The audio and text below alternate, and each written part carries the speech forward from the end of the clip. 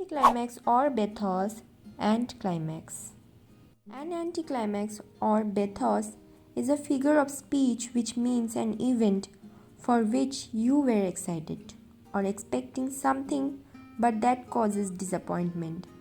However, this figure of speech is comical or disdainful, and the figure is used to provoke laughter or fun or to excite ridicule. Explain it to you with an example, you will understand it in a better way. Suppose for your birthday gift you were expecting a remote control car and when you open it you see a pile of stones.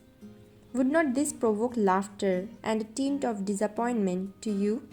In contrast to bathos, we have climax, another figure of speech which is logical and provides a satisfying conclusion to the already built up sentence or a story. Let's take the same example that you were expecting a remote control car as your birthday gift. When you open the gift box, you see a remote control car. That is climax. That is what you were expecting and you got that.